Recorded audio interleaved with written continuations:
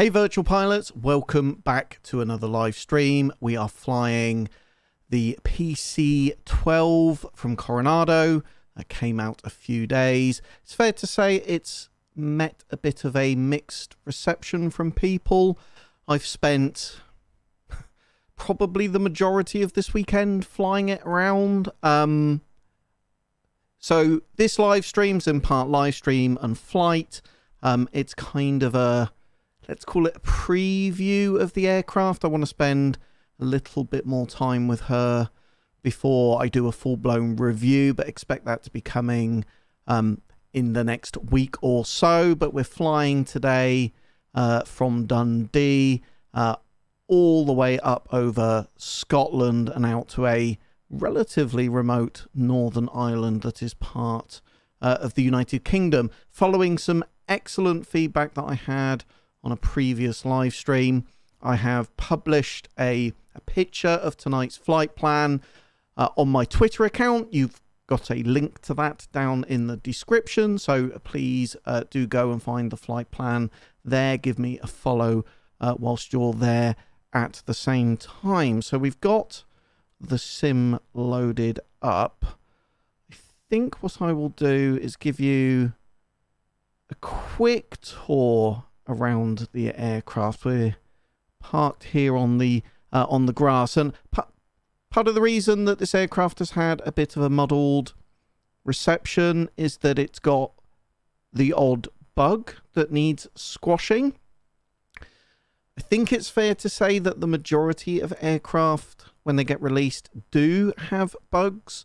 I'd really strongly encourage you to go and drop Coronado a friendly message with whatever bug you've identified. You're never going to catch every single one in testing, and it's better for the community as a whole as we pick them all out. So the reason that I'm parked in the general aviation grass area is because of one of the bugs. I can't get a pushback currently on this aircraft, but it's definitely fair to say that Coronado have done a great job with the modeling and the textures of this aircraft. Some of the liveries, or liveries, depending on how you pronounce it, look great as well. And of course, as ever, we'll be jumping into VR in a second. The flat screen monitor view doesn't really convey just how big an aircraft she really is. And when you sit in her in VR and you've been used to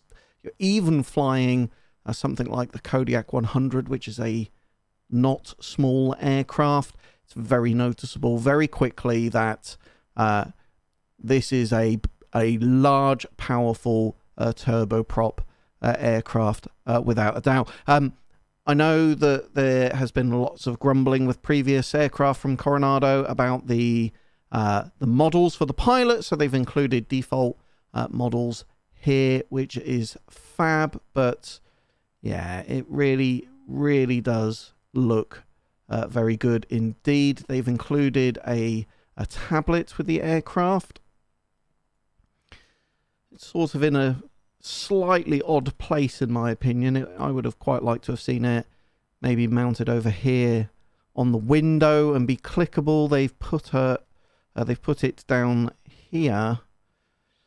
It sort of comes out with this sort of bizarre, odd animation.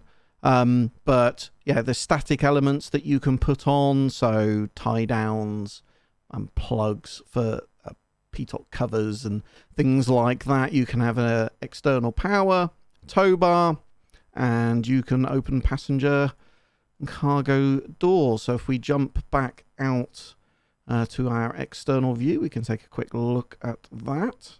So big cargo door there at the back, passenger door there. This stuff is clickable from within the aircraft as well. We've got various covers and plugs, and then an option, albeit, as I say, I can't get the aircraft to push back, but you have got that tow bar there on the front as well. Oh, and then I should use the drone, really. Let's see if I can get it into showcase mode. And yeah, we've got We've got APU, not APU, ground power unit, just tucked on the back there as well. So some nice features. It is missing a couple of things, like the window in here doesn't open. They've included a lever, so I mean, whether that lever's there because it's modelled off the real aircraft, because they intended to actually make it openable and shuttable, if those are words. It's in the checklist that they include with the aircraft. So little bit of a shame that you can't open it. It is nice when you land to be able to crack that out, and then you get sort of the additional outside sounds in. It always makes me feel like it's quite a satisfying end to a flight. They've included the GTN 750 NXI. That's a payware avionics suite from TDS, and also GTN 750, both the free version and paid version. And apologies, I forget the manufacturer of that. I don't use it, but we will be activating the TDS 750 NXI today, which is one of my all-time favorite avionics suites. In terms of the tablet, it does have, I think, I've got some options there for startup options. I've avoided those. I think I've seen people running into problems when they've used them. So you've got a shortened takeoff checklist and a shortened landing checklist. I think they've done an okay job, right? If they've set this up so that you can jump in and get going quickly. If you want more, they've got a more comprehensive checklist on their website, which we'll be using today. A little bit frustrating because quite a lot of the items, like the window that I mentioned, things like fire alarm tests and stuff like that, are all inoperative when you go and look at it. But it's £21. I think most aircraft that have all those sorts of features are normally £30 or £40. I should say, of course, that this evening's live stream is alcohol fueled. I know many of you will now tell me that I should not be drinking, but oh, pressed the wrong button there. So we're drinking Silver Mocky this evening, which is for cool climates. It's turned somewhat colder here in the UK. This is shimmering like a diamond in the sea. Silver Mocky Sauvignon Blanc is a true reflection of a cooler climate wine. Sourced across France, a blend showing true French style with expressive aromas and flavour of gooseberries. There we go, folks. But you didn't come here for the wine, I'm sure. So, yeah, do make sure you go and grab the flight plan off of my Twitter feed. But I think, without further ado, it's probably time for us to jump into VR and think about getting this bird in the air.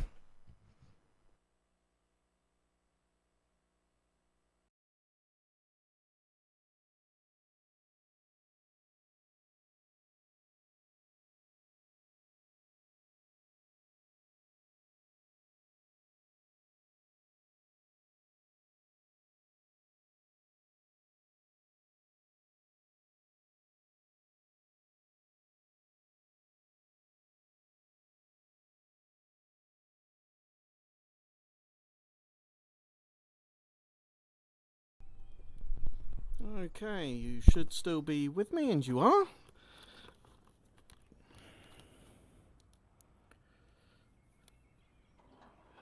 Do find that getting the cockpit angle set up correctly just takes a little bit of fiddling in this aircraft. As I say, we're using... I've not got my mouse. Bear with me, folks.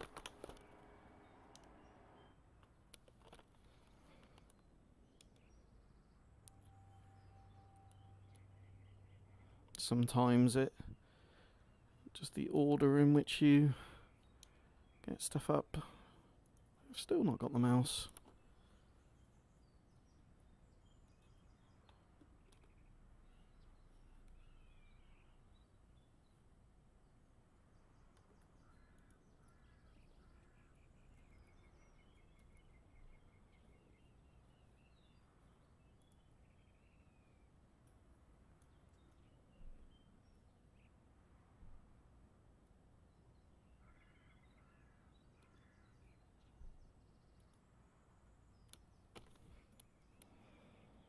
Now, bear with me, folks. A little bit frustrating. I'm working all day.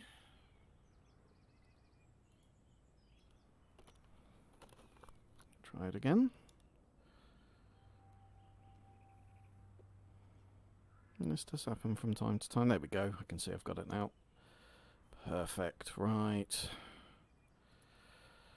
Works like a charm when you get there, virtual reality, but it is just a little bit pernickety to get set up. Right, let's get checklists. Changed the knee board that I'm using. I was using FS knee board. I've moved over to G-Sim knee board. And I have to say my initial first impressions of it are very positive, actually. Let's get it in. Find it very immersion breaking if I can obviously see that it's outside of the aircraft. Okay. So we're going to do a shortened checklist this evening.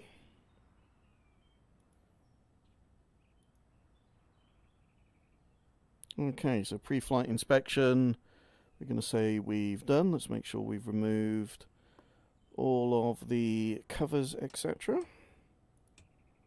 We have. Get the passenger door shut and the cargo door shut.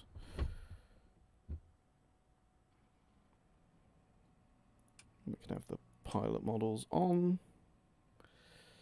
Okay, so pre-flight inspection is complete. Seats adjusted and locked. Seatbelts are fastened. Battery switch 1 and 2 on.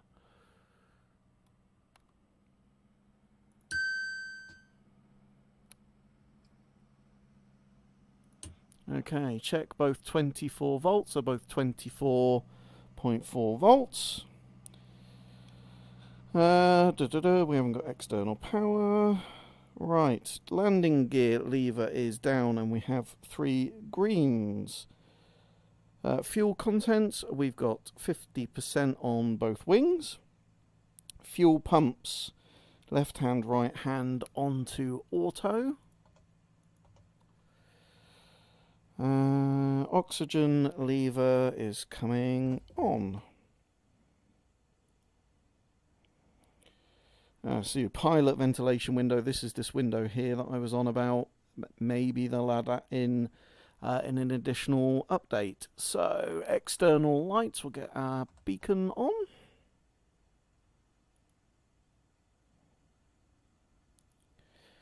Okay, get these arms up so we can see. Get the fuel emergency shut off in. So EIS system check. This is the engine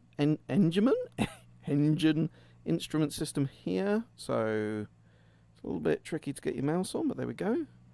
Quick test of that. So there is a reasonable amount of modelling that has gone on here. Test fire switch, test lamp switch are back here on the left hand side, both inoperable. So propeller area is clear. Starter switch is going on.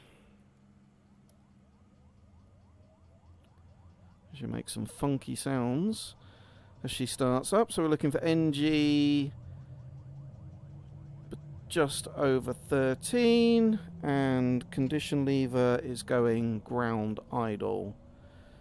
Keeping an eye on our ITT, no higher than 1,000, and that should be very brief, and then 800 for no more than 5 seconds.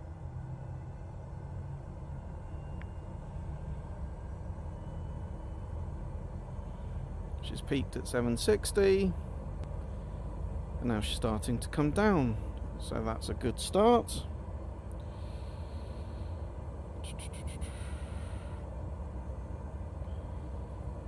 Okay, engine instruments checked. Right, generators. Oh, sorry. Fuel totalizers reset. Totalizer reset. And generators are coming on. And avionics 1 and 2 coming on.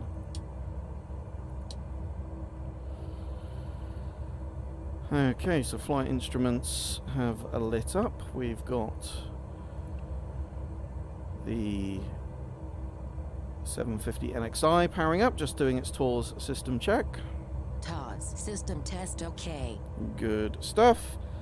I'm going to switch off the included avionics that comes with the aircraft. It is a absolute frame rate hog, and that frame rate problem gets worse the longer that you're in the air, so it looks like potentially some sort of memory leak issue.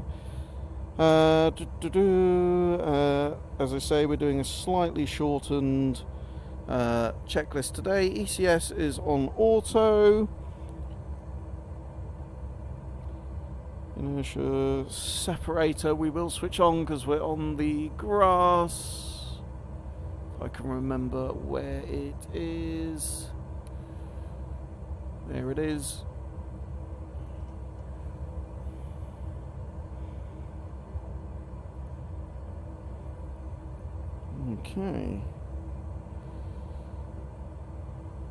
Okay, so we've got a good engine start.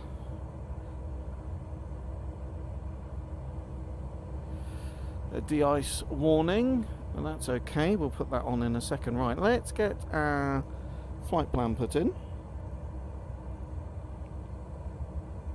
So this is the flight plan that I've got on my Twitter page. There we go, flight plan on here. EGPN we've already got in. ASNUD. So flying, this is a IFR flight this evening. Following low altitude airways. ADN, which is the Aberdeen VOR.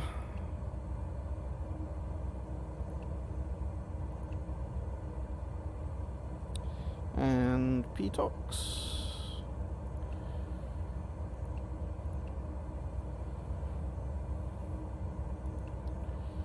And then finally, EGPB.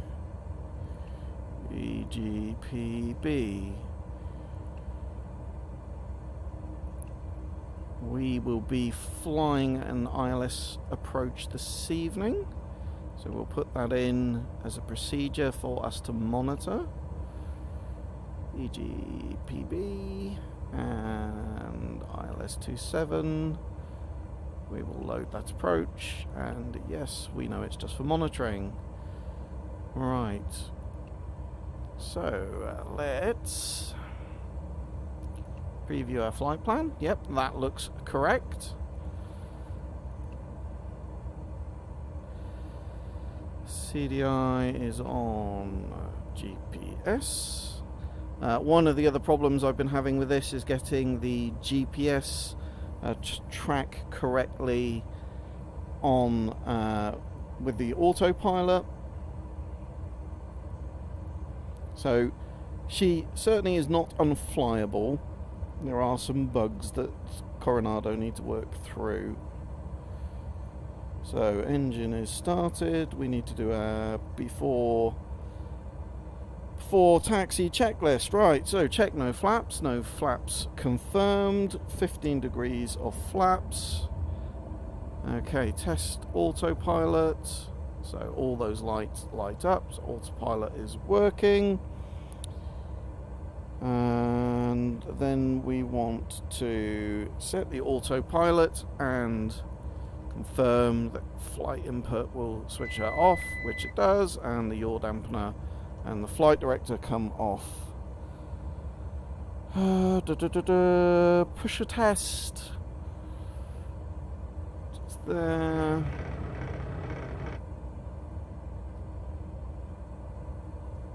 Okay, that's looking good.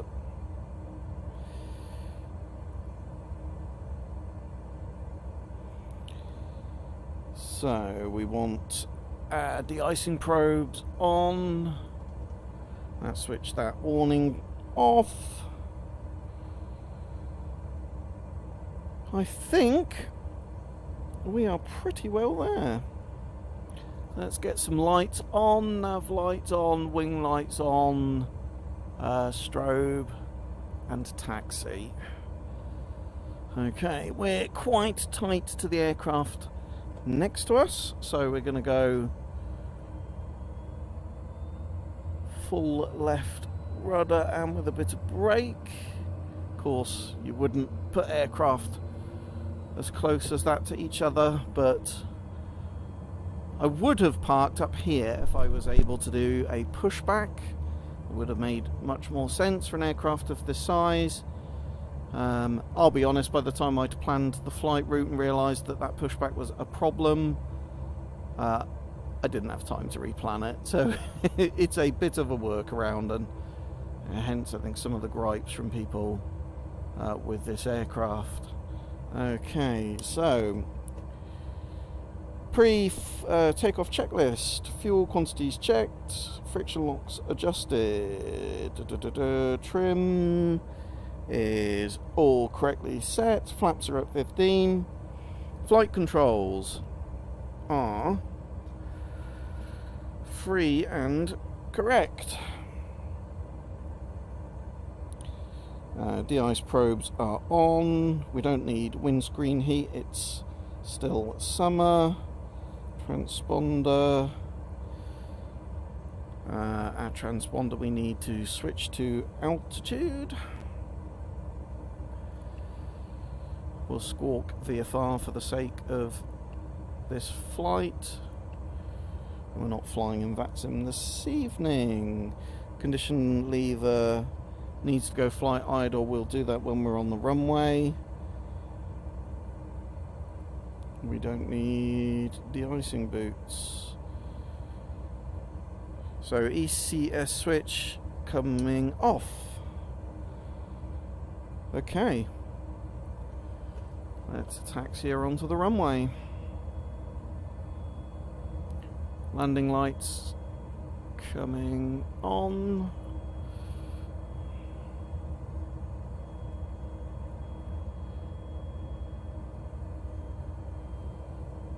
Odd visual distortions on the fence there.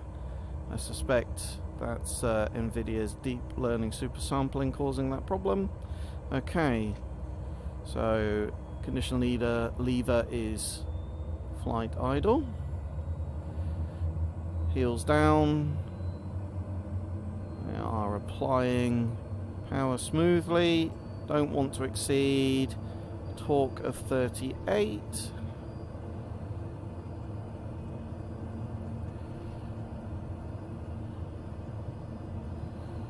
That's 80 knots, rotate. Okay, positive rate, gear is coming up.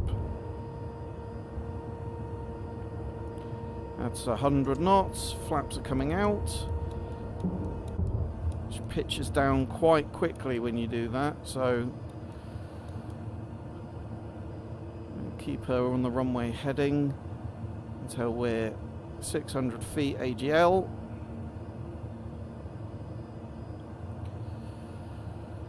It's a wee bit hilly up here in Scotland. Alright, we can get the yaw dampener on. In fact, the yaw dampener is on. Why is the auto... Oh, there we go, yaw dampener's on.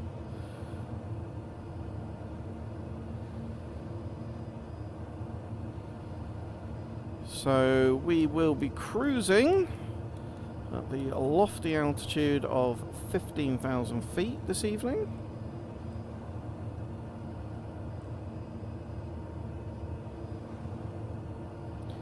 Climbing at 1,500 feet per minute.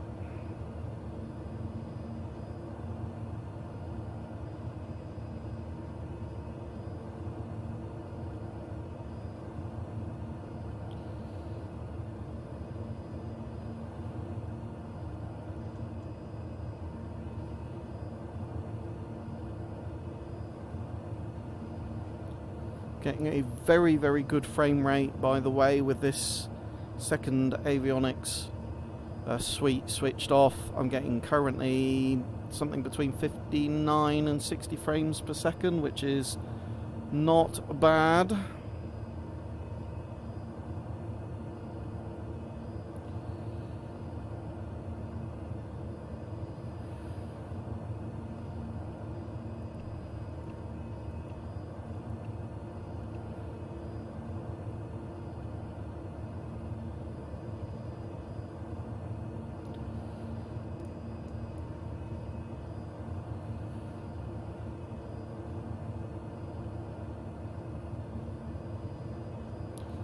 I personally think the sounds are pretty good in this. I do like flying turboprops. Whole load of wind turbines down there.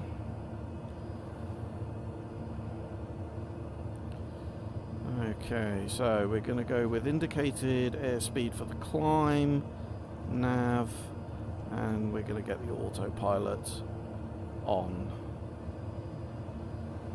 Okay, let's do post-flight, post-takeoff checklist.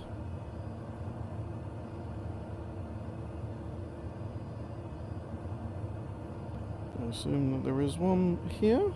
Takeoff. Oh, no, I guess we just go to the climb checklist. Okay, ECS switch, auto. Monitor the engines.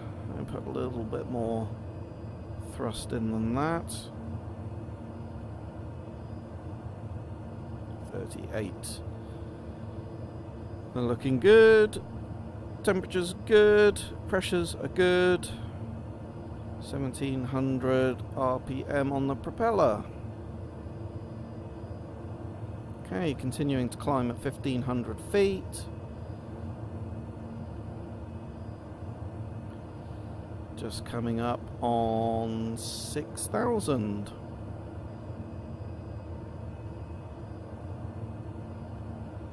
Beautiful part of the world, Scotland.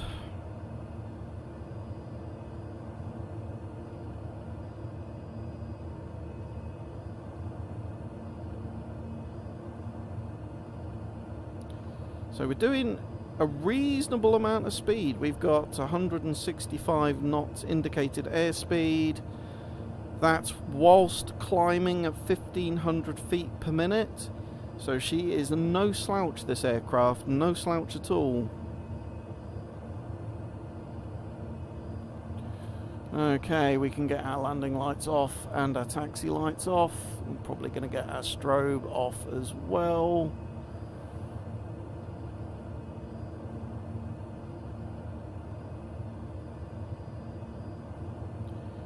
Coming up on our first waypoint.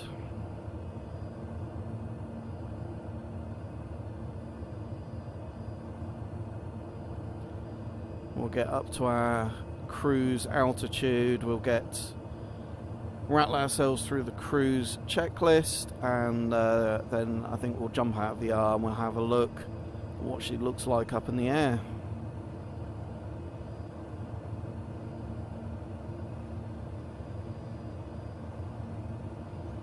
The sense of scale that you get in VR is, I mean, it's really does, I think, bring home just how large and powerful an aircraft this really is.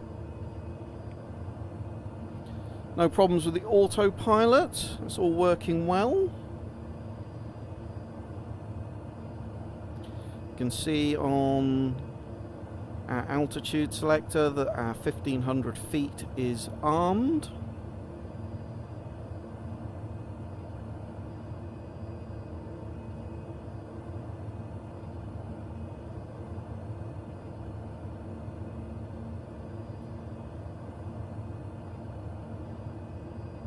Torque dropping off a little as the air pressure gets thinner. We'll want to add in some pressurization. Get ourselves up to 1,500 feet and a half. So you want to keep these two needles both within the green arc so that the pressure differential between the outside and the inside of the aircraft isn't too great.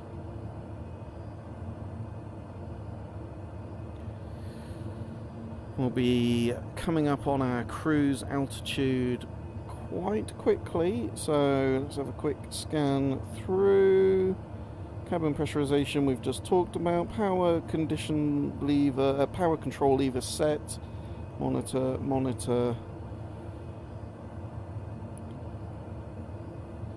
Yeah. I feel like this aircraft's got enough to keep her interesting. She's not study level. She's got enough to keep her interesting, I think. And if you're just starting to make the transition between default aircraft and you're starting to step up, wanting to start to step up to some third-party aircraft, I think she could be a good choice. I think a couple of release updates and she could be a nice aircraft. It's £20 too steep? Maybe a little. I do think most of the other Coronado aircraft are a little bit less than that. But she's had enough going on about her to keep me interested most of the weekend. So I've tried not to rush a review out. I did want to spend some time getting to know her properly,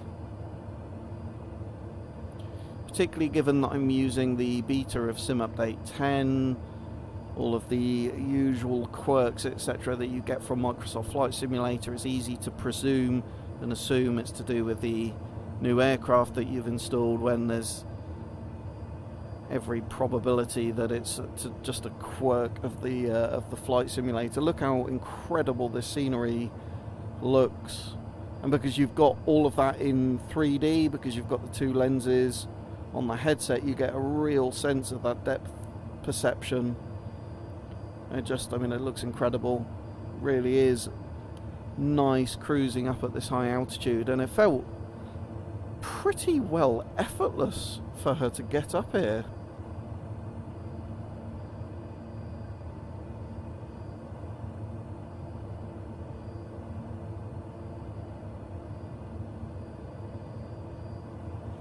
So 13,500 feet. We're climbing at 1,500 feet per minute, so we are literally 45 seconds away from being at our altitude.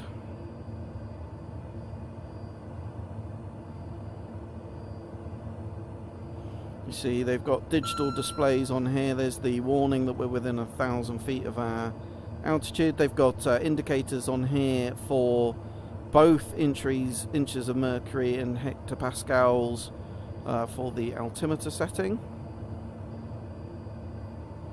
And the cockpit's really, really nicely modelled. You've got all these safety toggle switches that they've done. It's all really, it looks really nice. Particularly the very fluffy seats that they've included.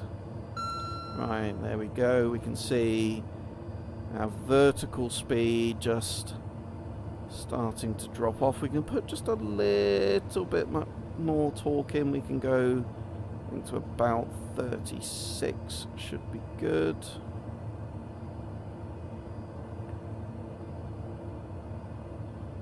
Good. Leveling off. So now what we can do is start to build our airspeed. We're hardly hanging about, where our ground track speed is already 245 knots, indicated airspeed of 180 knots. So cruising up at a very leisurely 15,000 feet this evening.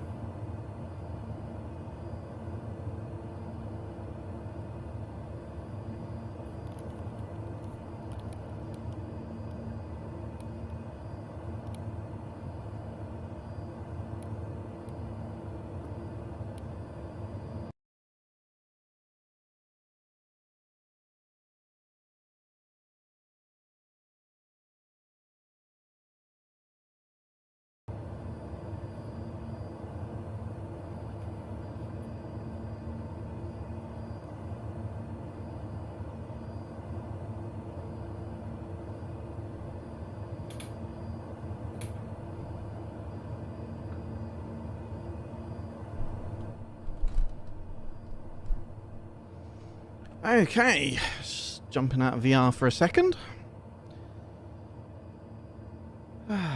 Hello, Big Scary Ma. Good evening from the UK.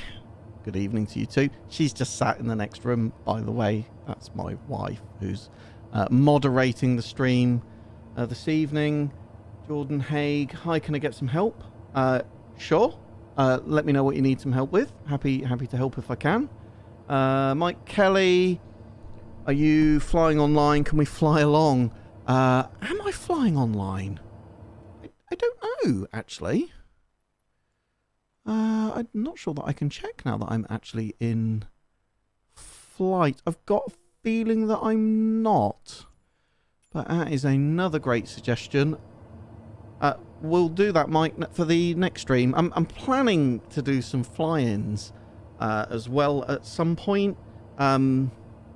Content's been a bit sporadic. My hair looks terrible. This is the curse of wearing VR headsets all the time. I started a new job about 8 weeks ago, so I've been pretty busy getting into the swing of doing that. Yeah, trying to keep the content up, and yes, definitely we will be doing some community fly-ins at some point. So it's not going to take us very long at all this evening to fly this route.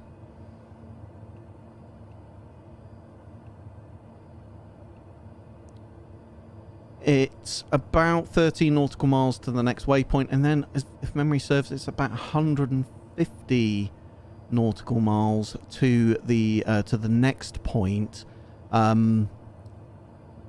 I think that 150 nautical miles is going to take us about half an hour. In fact, I think this entire flight from now until the point at which we're going to be getting lined up for the ILS approach is going to take about half an hour. So that's going to give me about 10-15 minutes to have a natter and show you some stuff on the aircraft. And it's nice to come out of VR so that you can see the full the 4K goodness of all of the textures, etc. I mean, a great cabin back there as well. And if we just pop ourselves out into the external view for a second.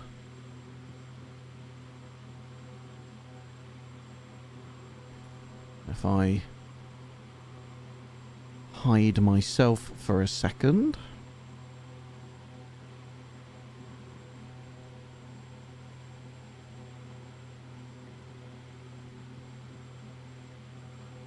You can see just how great she really does look. And I think that's Coronado at its absolute best. Look. What a good looking aircraft.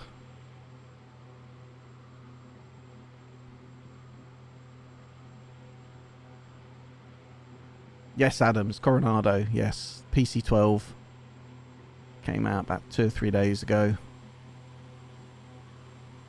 Loving the details like the PC-12 written on the winglets there. All the lights underneath the wings. I've got the strobe going there.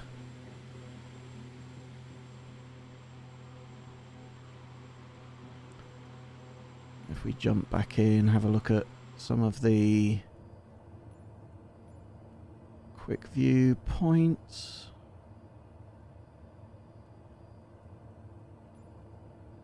Okay, so cycling around the out the windows of the pedestal, overhead panel. And that's one of the problems with it. It's the amperage reading, and I did see a couple of people having problems with getting the battery to charge. That's not a problem I've had personally. I just take that in for a sec. Oh, sorry. I've moved us back. I didn't mean to do that.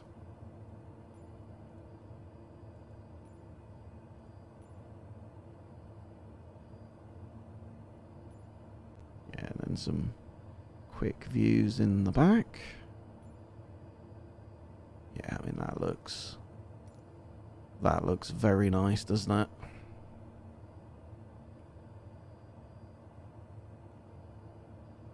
View as a passenger. I mean, these are... You can interact with these. You've got... if I find the right position, they've got tables in the back that will pop out as well.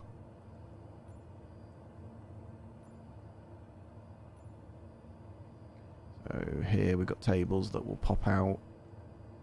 And then you can pop those back as well. I mean, so it's not bad. It's not bad. There's a couple of bugs that need ironing through. I've never flown a PC-12. I've heard comments from people who have that say certainly that the system's depth isn't where it could or should be. SUMBURGH Studio are releasing their version of this aircraft, I think around Christmas time. So if you prefer to wait for that, by all means do that. But yeah, I was personally a bit surprised at just how mixed the response was to this aircraft. I've really been looking forward to the PC-12 coming out. I generally gravitate towards general aviation aircraft anyway, and it feels like a sort of interim step before moving up to a jet airliner. It's got a level of complexity greater than you would normally experience on, say, like a piston or even a twin piston aircraft, but not such a high level of complexity that it's completely prohibitive to get in and start flying the thing. Let's talk about the avionics down here. It's not a bad little unit, actually, but it really does seem to drain FPS over time. My guess is there's some sort of memory leak issue there, but you've got maps, you've got terrain awareness system on there, various bits of information about the aircraft and nearest airports. You've got radar system, making use of the default radar system for weather. Not a bad little unit, but in VR at, say, this leg of the journey, I would normally be getting something like 60-61 frames per second. With that unit switched on, what seems to happen is the frames per second just drop to the point that you've got full-blown stuttering going on. So there's something in the code there that the Coronado need to sort out. It's not a bad little unit, actually, so I do hope that they do take the time to sort it out. It would be nice to be able to use it. Of course, I think it's fantastic, absolutely fantastic, that they've done the 750 NXI integration. I should say that unit is payware itself, so by that I mean this unit here that I'm moving my cursor around. You can have the stock GTS 530, but if you want the 750 NXI, that's from TDS, that's about €40, I think. I would argue worth every penny. A whole heap of aircraft that you can have that in, including Just Flight's PA-28 and the Cessna 310R from Milviz and the Cessna 414, and I'm sure many more to come in the future as well. You can see we've got a ground speed of 266 knots and a indicated speed of just shy of 200 knots, but yeah, she's a speedy little bird.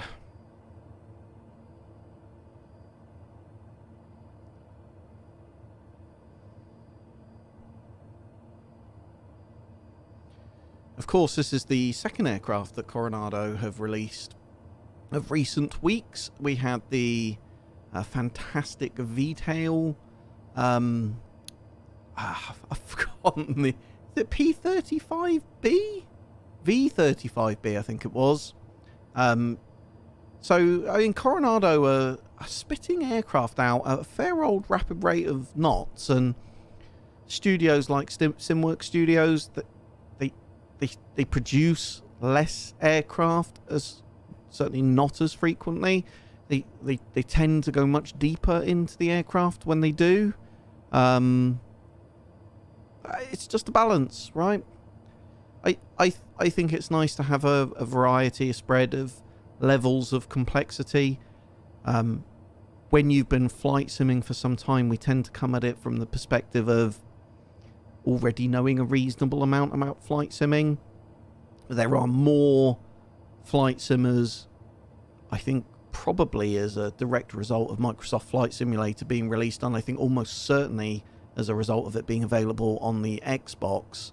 So there's a lot of new flight simmers out there that are, learning the ropes, as it were. So having a variety of aircraft complexity, I think is good for the sim community overall. I will be really interested to see how the SimWorks Studio version of this aircraft compares. I'm pretty sure they're doing a more recent version of this, so we may be treated to an all-glass cockpit like we were in the Kodiak 100. This is glass of a sort, but it's not G1000 ISK glass or G3000. But yeah, I mean, it's certainly not a bad avionics suite at all. Oh, I thought I had switched that off. Let's get that off. See how we're doing on our flight plan. So about 127 nautical miles. Each estimated time en route is, I think that's 28 minutes. So in about 10 to 15 minutes, we're actually going to want to start descending. We're pretty high here, up at 15,000 feet.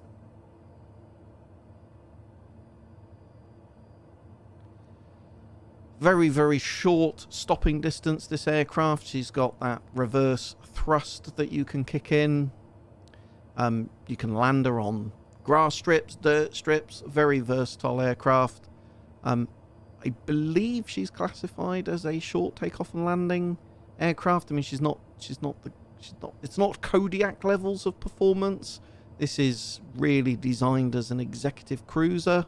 But she's still a very versatile aircraft.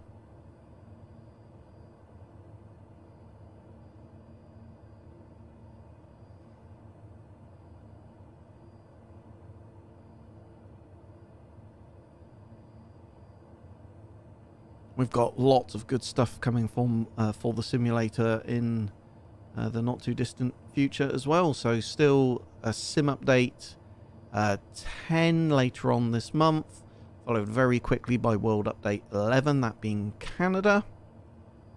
And then in November, we've got the 40th anniversary edition. So, yeah, probably said this several times on streams before, but I'll say it again. Flight Simulator is Microsoft's longest running title. It was published before Windows. They acquired it originally, but I think it's fair to say that what we have today is a far cry from the simulator that was developed in 1977. Of course, we have also got X-Plane 12 not too far in the distant future, and competition is always good for these things. So, yeah, I'm really looking forward to trying all of that stuff. There is so much flight simulator content coming out at the moment. It's actually quite difficult keeping up with it all. I'd like to do more airport reviews than I do. aircraft have felt sort of a little thin on the ground for a couple of months, and then we've had a number in pretty short succession.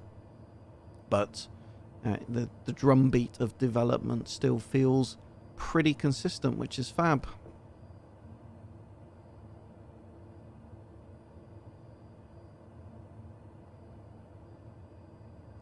Did put a message out on the community section of the channel a couple of weeks ago, so looking for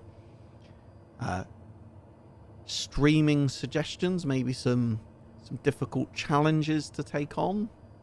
Now that could be fun.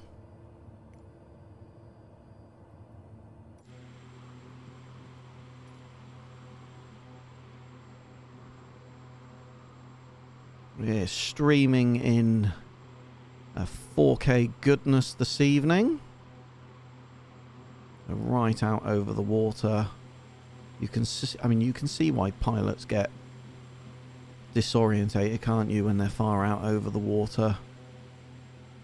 A lot of pilots who fly VFR between the UK and France, when it's their first time doing it, find themselves very discombobulated and disorientated. A little bit easier when you've got that cloud cover, but when it's just blue meeting blue, and of course we're much higher up in this aircraft than you would be, say, in a PA-28 or a Cessna 172.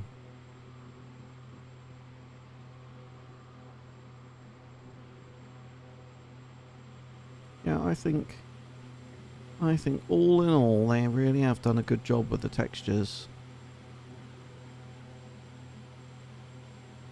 So a load of people grumbling about, quote unquote, the door doesn't open.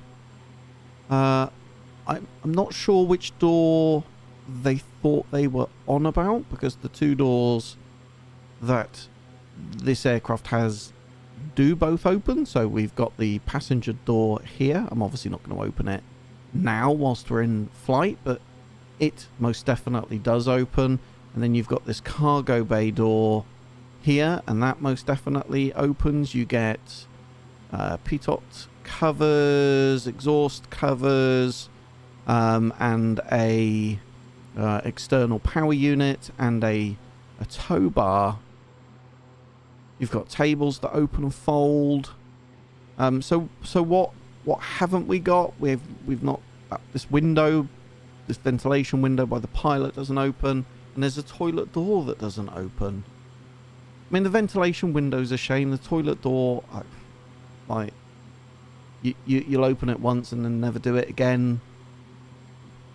I personally think some of the harsher reviews that I've read and seen, and I'm going to caveat what I'm about to say with, I have got general soft spot for the PC-12. I've quite enjoyed flying her this weekend. I spent a good couple of hours yesterday flying her. I've spent most of today flying her, and I've had a really, really, really good time flying this aircraft. The flight model doesn't feel generic to me in any way, shape or form. How accurate it is to the PC-12, I can't comment on. You would need a PC-12 pilot to do that. But in VR, she certainly feels like a substantial aircraft. You know, I mean, you can tell the second that you drop into VR that you are physically higher up off of the runway. And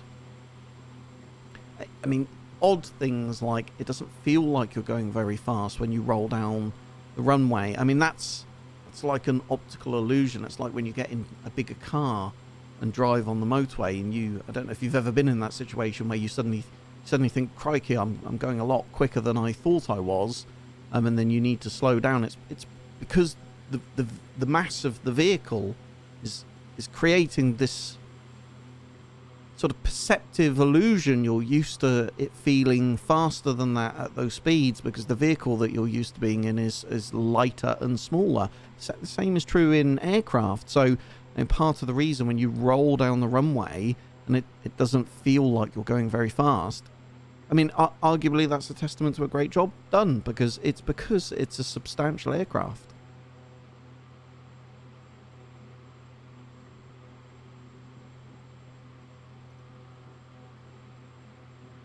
have a play around with some of the lighting and then look at that externally. So if we jump to, let's just check how long we've got. We've probably got another 5 minutes to mess around before I need to think about descending. So if we go quick view, I think it was quick view 4, it was.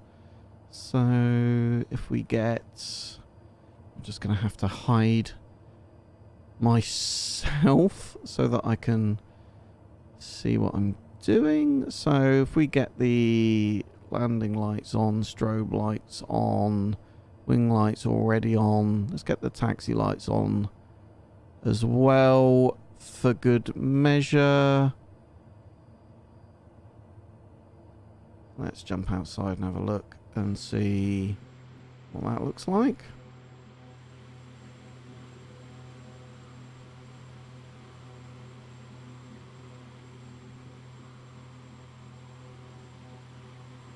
I'm not sure why those lights under the wings are not coming on. Maybe they are and I just can't see it.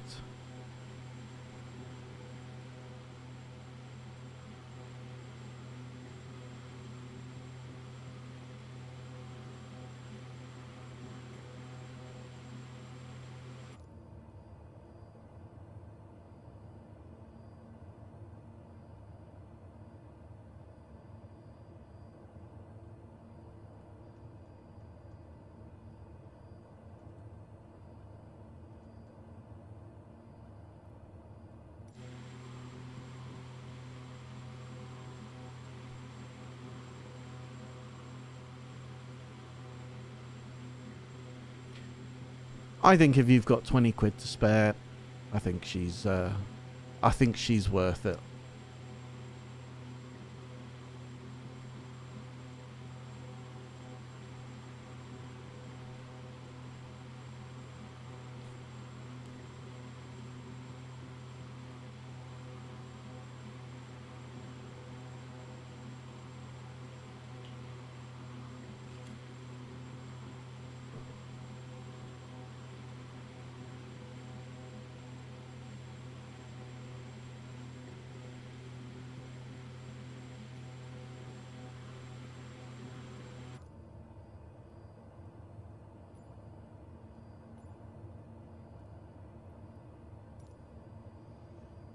Okay, how long have we got? About 15 minutes. We're about 80 nautical miles out.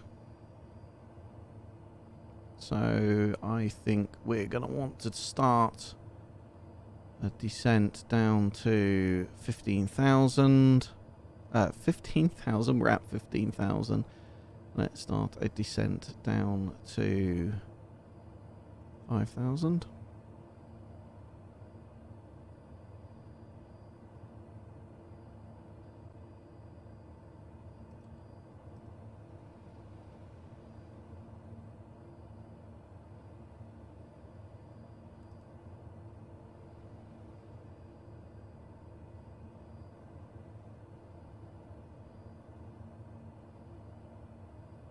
About 16 and a half minutes until we hit the airport.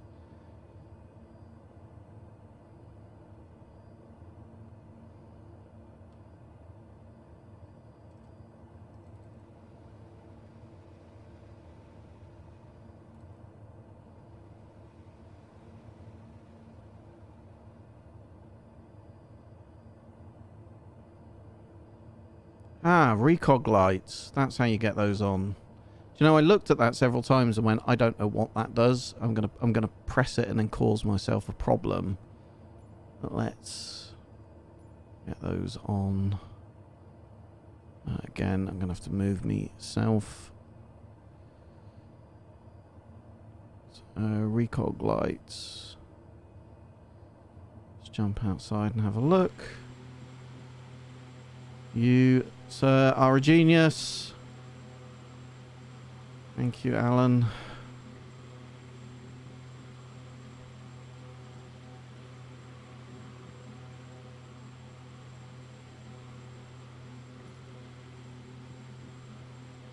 Yeah, look at that. Look at those reflections there.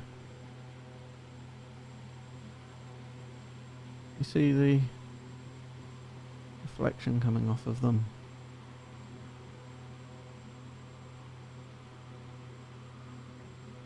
See the wheels tucked in there underneath.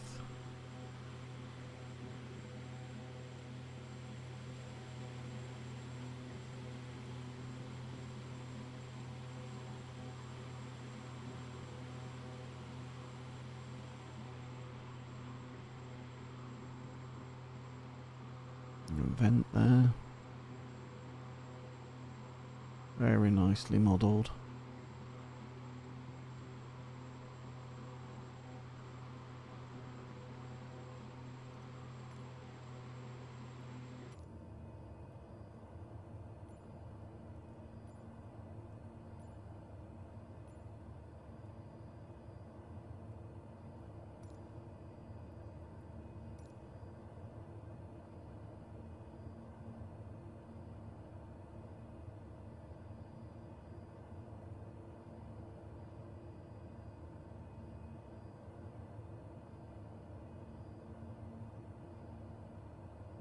Gonna have to jump back into VR, I think, folks, because what's happening is I'm using the indicated airspeed to get to my to the altitude, and because we're descending, what's inevitably happening is it's speeding up, and then in order to stop it speeding up, it's bringing the nose up to slow it down, which is, in of course, then meaning that we're not going to arrive promptly at altitude, because what we need to do is pull the throttle back. Now, but can I do that? I'm wondering if that will reset, because my throttle is obviously over in the sim pit behind me, but that appears to have worked okay.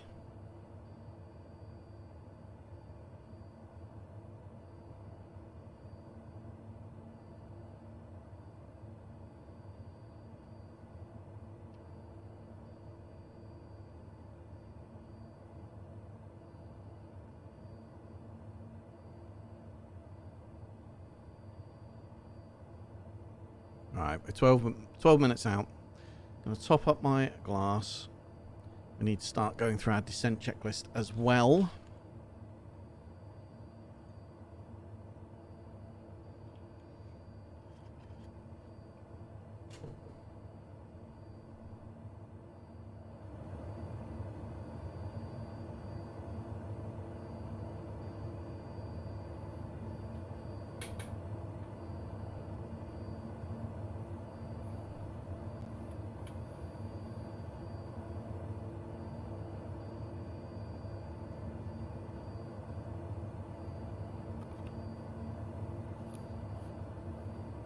Still with me, folks? Yes, you appear to be. Grand.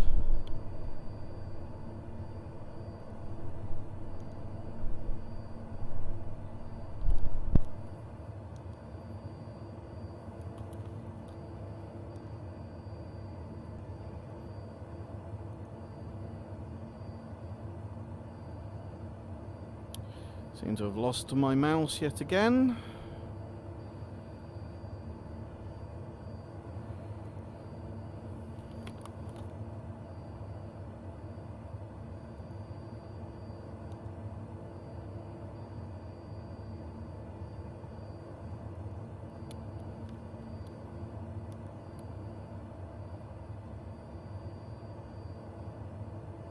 There we go.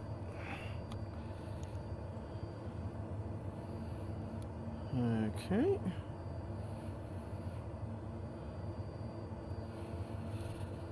Okay, good.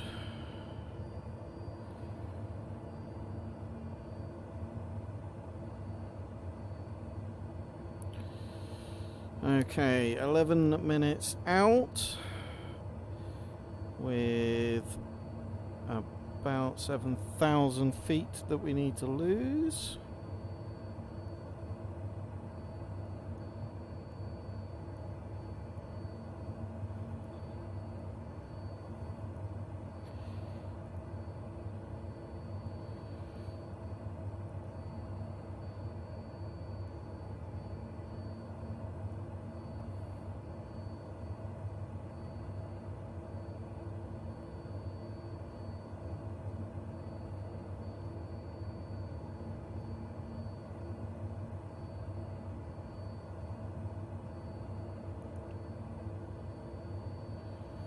Let's get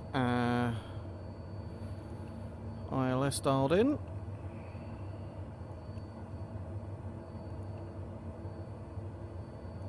Okay. Get ourselves onto our heading bug.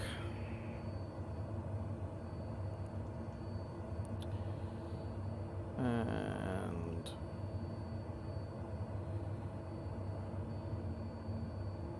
over ready to pick up the ILS for runway 27.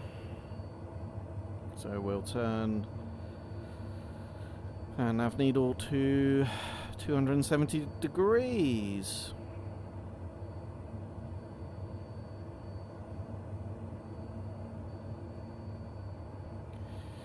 Let's bring up our approach plate.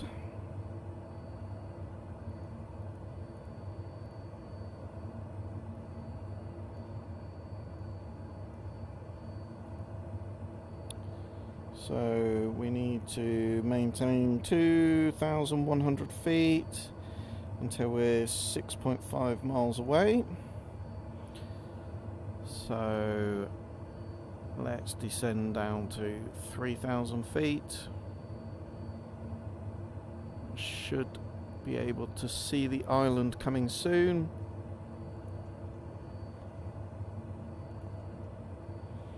It's very strange that this avionics suite doesn't seem to be dropping the FPS now, which sort of suggests that whatever the problem is recoverable and something that seems to get worse over time. I have had flights today where I've switched that on and I'm currently getting 62 frames per second in VR. I've switched that on and suddenly I'm getting 18 frames per second. And it definitely seems to be worse with the combination of the 750 NXI and this Avidyne avionics suite.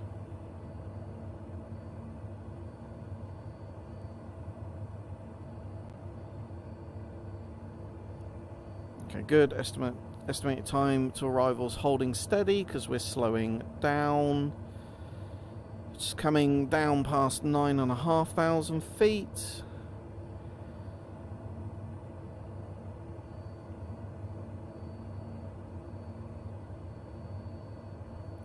Continuing to take torque out. Let's get the ATIS dialed in.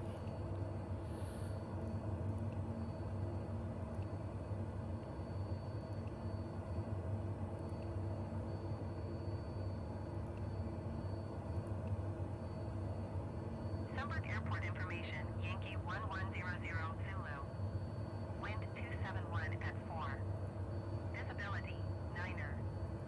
Sky condition, few clouds at 1,800 feet, few clouds at 4,800 feet, ceiling 18,300 feet broken. Temperature, 15. Dew point, 1 tree. QNH 29er, decimal 9er 2. ILS runway 27 in use. Landing and departing runway 27. VFR aircraft say direction of flight. All aircraft read back hold short instructions. Advise controller on initial contact you have Yankee.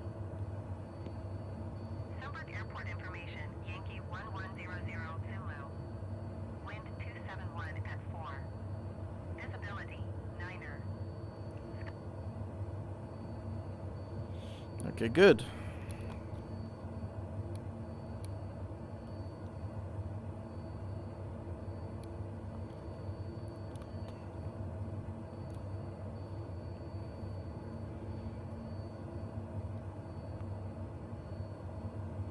So bringing her back to about 25 on the torque. I think it's pounds per square inch for this aircraft.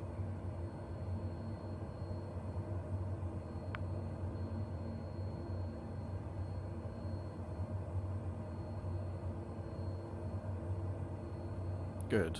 Descending at almost 1,500 feet per minute. We're about 17,500 feet. We ultimately want to get down to 20 to 2,100. In fact, I'm going to take us straight down to that. We're over water. Runway elevation is basically sea level, so no reason at all for us to stay high up in the air. About 23 nautical miles away from the runway. We are relatively fast because we're descending. 177 knots maximum gear extension speed in this aircraft. I think, let's call it 170, and I think it's 163 for 15 degrees of flap, so let's call it 160. So gear will go down first. We'll use that like an air brake, slow us down. We'll get that first notch of flaps in. Then we need to be within the white arc, 130 knots for 30 degrees of flaps, and then finally we can put 40 degrees of flaps in when we're on short final. Let's get some landing lights on. Get our strobe on.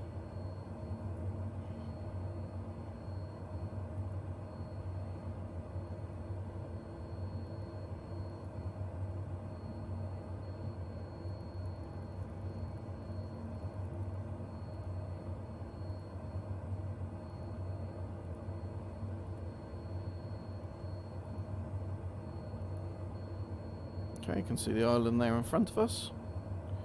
Just coming down through some cloud.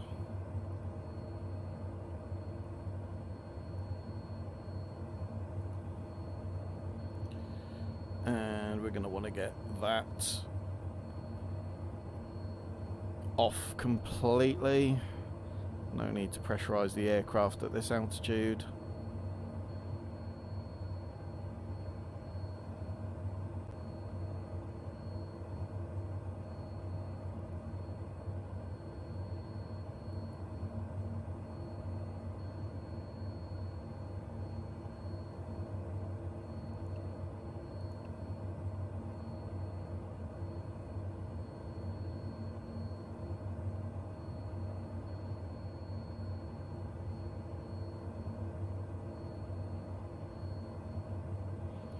Okay, everything's looking good.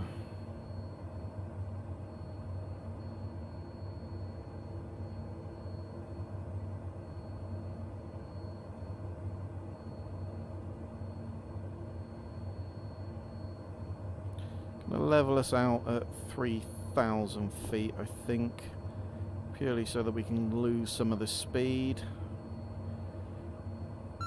There's our alarm to say we're within 1,000 feet of our intended altitude.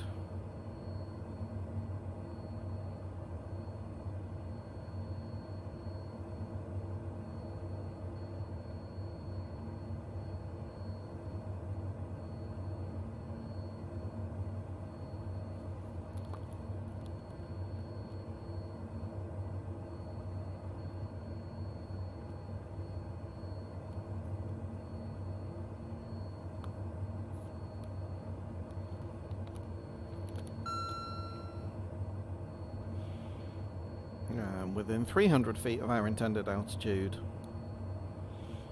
We're 9 nautical miles away from the airfield. Clearly we're not doing a straight-in approach. We are going to have to loop round in order to get ourselves aligned with the ILS.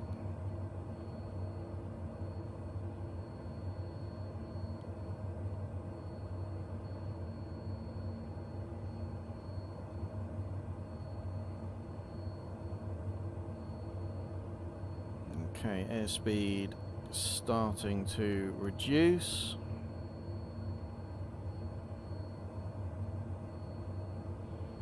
Let's bring ourselves round.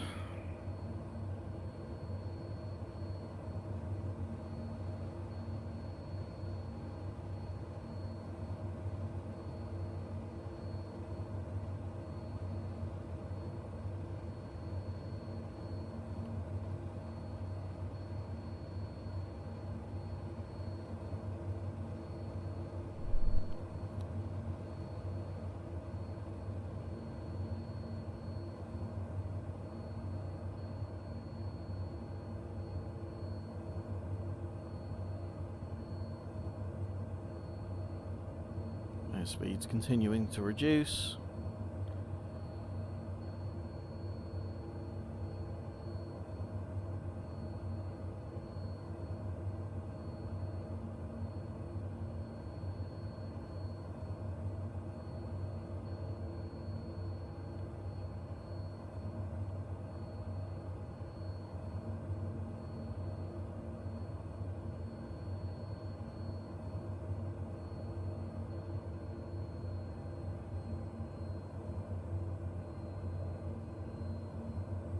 Torque coming back to 20 psi.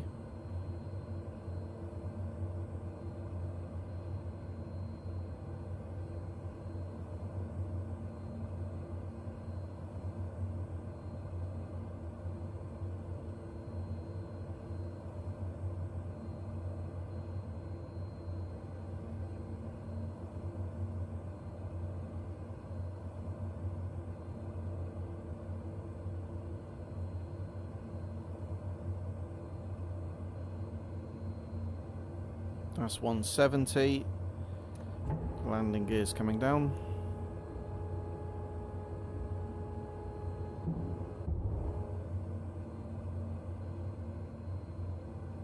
Three greens. Landing gear is down and locked.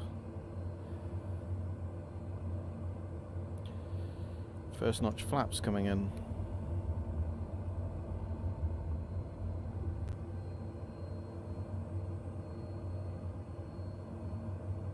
Putting some power back in just to maintain our airspeed. And let's get ourselves down to 2,100 feet.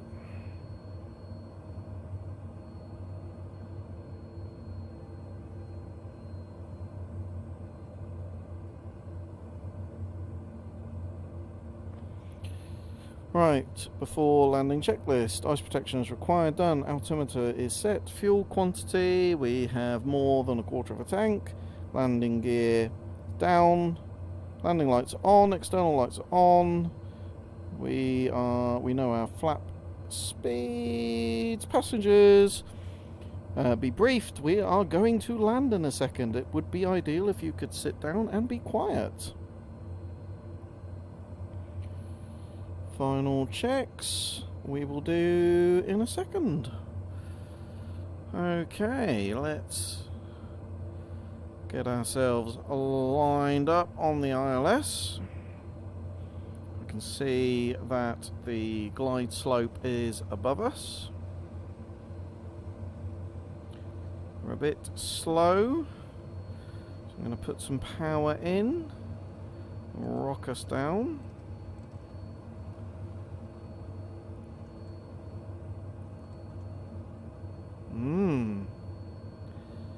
Interesting. Why will you not go? That's. But we're not at we're not at 2,100 feet. Okie dokie. Okay, I haven't got time to figure out what you're doing, so we'll have to hand fly it.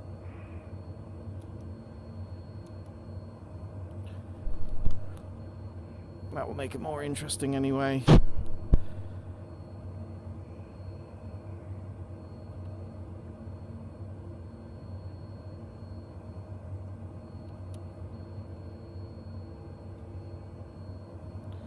Gonna get that yaw dampener off as well. We're going full manual on the approach.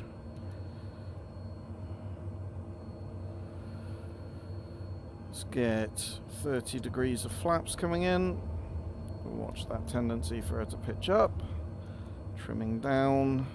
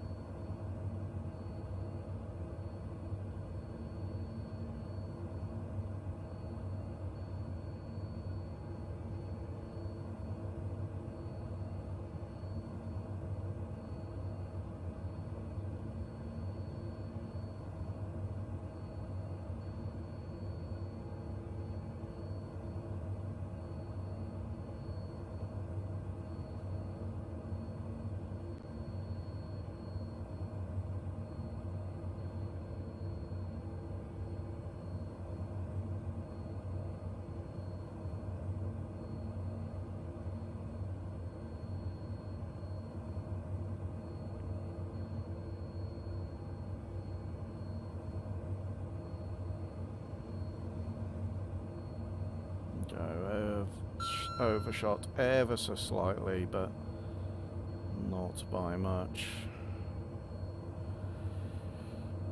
Okay.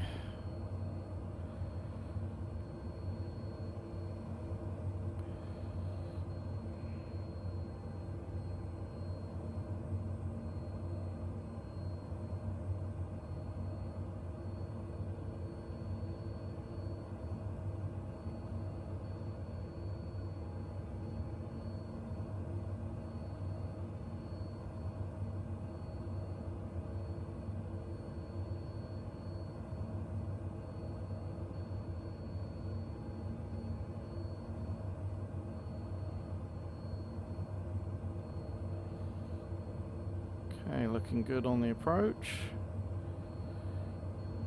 100% hand flown this evening, folks. As the autopilot's playing me up.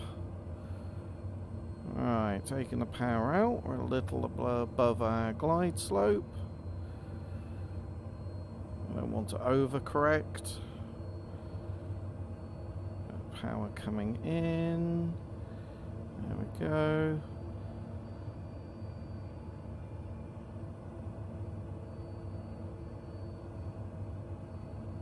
That's all looking good. Okay, speed is where I want it to be. I'm on the glide slope.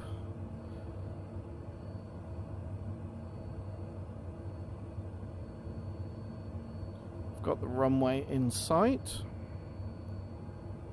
Power coming out. We're a little bit above the glide slope.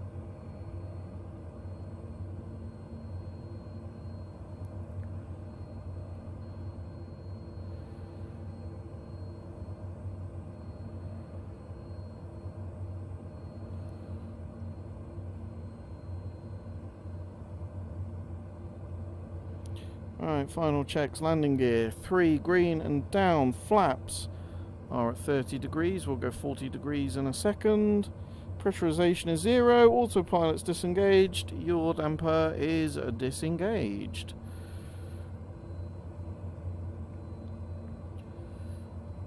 Right, we're within gliding distance of the runway, so that's the final notch of flaps coming in. We're a little bit on the high side, but not a lot. 500. Don't overcorrect. We're on the glide slope.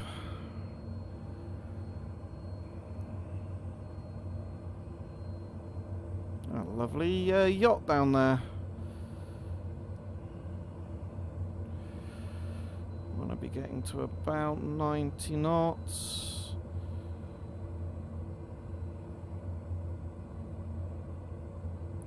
Okay, a little bit high, but not a lot. There we go. We're at 90 knots. We're on the glide slope. Slowly taking the power out. You don't want to flare too much in this aircraft. She's not a Cessna. Just a gentle pullback, just so that we touch down on the mains first. And we're down. Nice landing. Why, thank you, FS Realistic. As always, you can't not use the reverse thrust in this, can you? I mean, that is a cool sound, I'm sorry.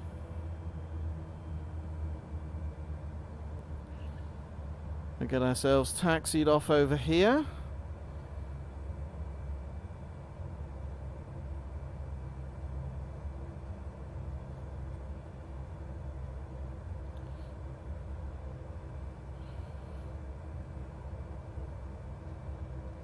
I don't think that was too bad, folks, for a hand-flown ILS approach. What do you think?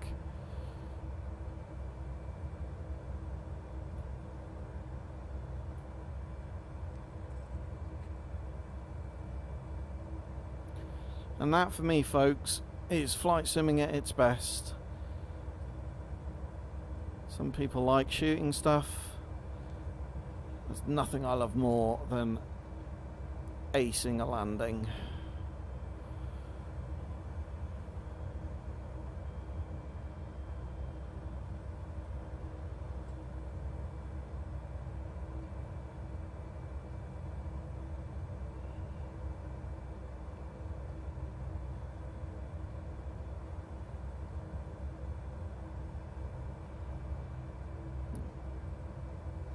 beautiful, beautiful part of the world. It's like a castle or something up there because I've got the sceneries add-on from Orbex for central and northern UK. Obviously this is a Payware airport. I bought this on Orbex. I don't think it's from Orbex. Okay, parking brake on. Okay. Forgot to switch the landing lights off and put the taxi lights on. Go sue me. After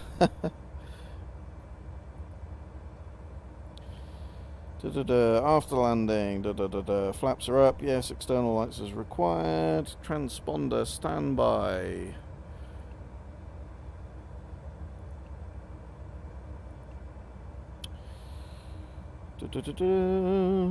Right. Power control lever is in the idle detent. Parking brake is set. ECS switch is off. External light switch is off. We will leave our beacon on. So off, off, off. De-icing switch is off.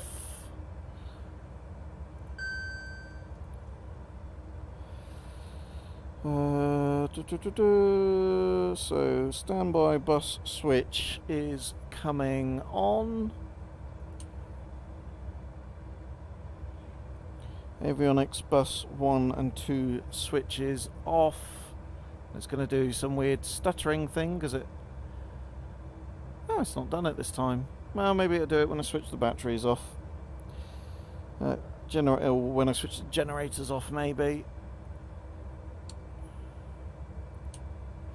Generators are off. Right, condition lever cut off. There it is. It thinks the flight's over, you see, even though I've set it in the settings to not do that.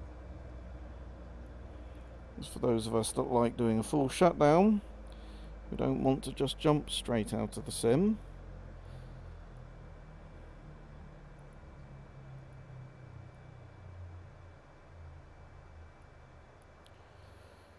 Okay, oxygen lever is off. Lighting switch is off. Switching the beacon off. Right, batteries are coming off. And getting the standby bus off. Flight control locks.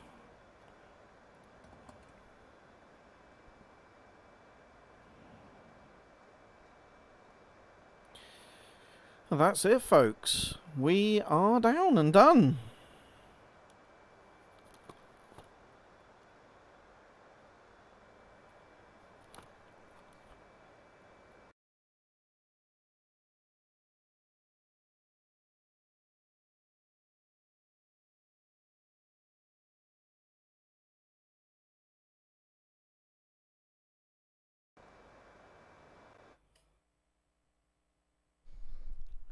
Whew. So DJ K-Dog says, good morning in Oz. It's only 6:30. It's 9:30 in the evening here. Presumably you're ahead of us, so it must be Monday. I hope you haven't got the Monday blues too badly. There we go, folks. The Coronado PC-12. I think all in all, a good aircraft. Some bugs that need ironing out. Textures are great. I think that it's got quite a bit of nice functionality, like external power units, pitot covers, chocks that can go on, a tow bar. It's got the doors that open and close. So again, if you weren't here at the beginning of the stream, let me show you that really, really, really quickly. Here on the iPad that comes out, we've got the So doors that open. I can...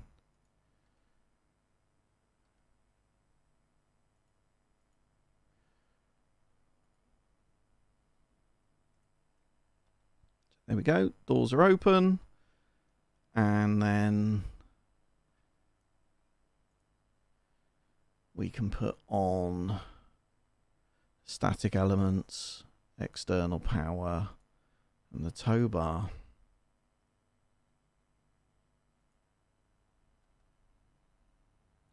I think she looks nice. I think they've done a good job with her, frankly. I've thoroughly enjoyed flying her this weekend. I think at 20 UK pounds, probably about the same in euros, the same in dollars. Not the world's most expensive aircraft. She's not study level. I have no doubt at all that the SUMBURGH Studio aircraft will be better. She's a nice stopgap until Christmas. It's only September. That's a jolly good 4 months. And she makes a nice change from piston twins. So that's the stream for this evening. As always, I hope you're very well wherever in the world you are. Stay safe in the skies. And I will see you in my next one.